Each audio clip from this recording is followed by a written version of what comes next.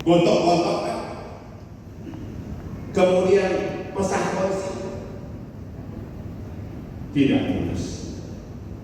Karena Ratu sadar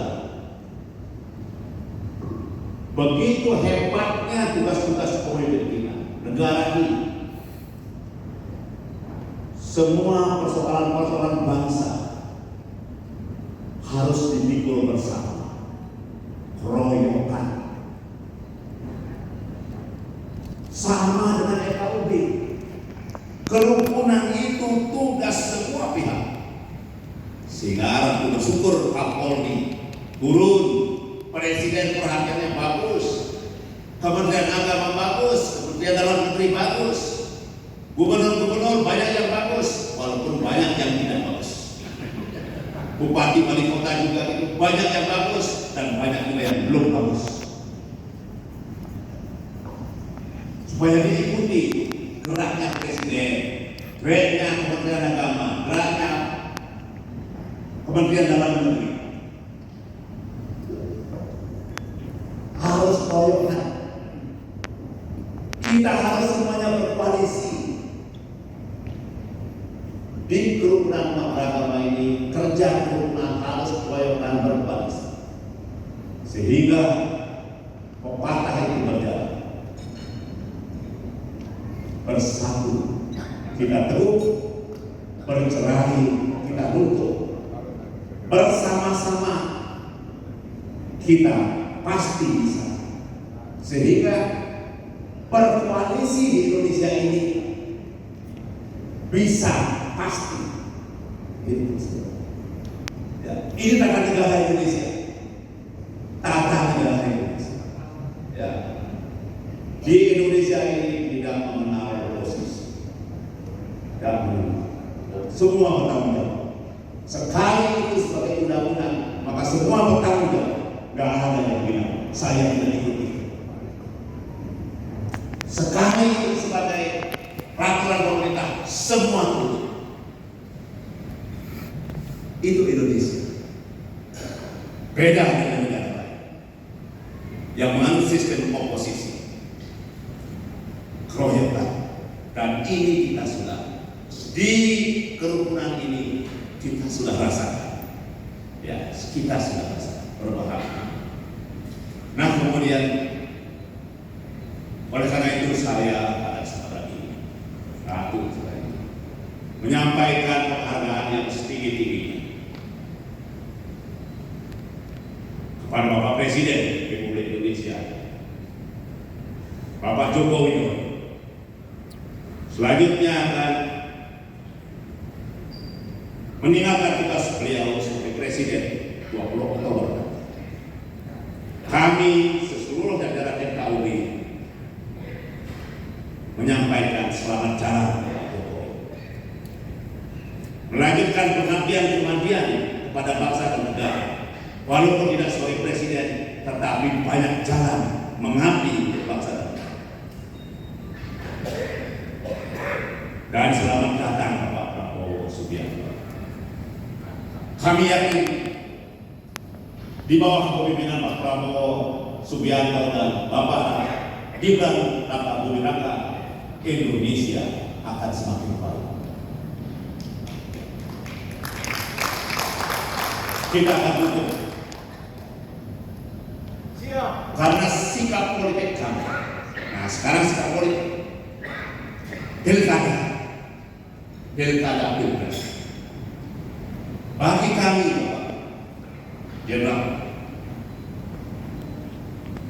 pemilu dan pilkada pada pilkada sangat penting dan strategis untuk menentukan masa depan negara maupun daerah masing-masing. Di sana ditentukan bagaimana pemimpin itu harus ada dan terpilih, harus ada, tidak boleh kosong. Ya.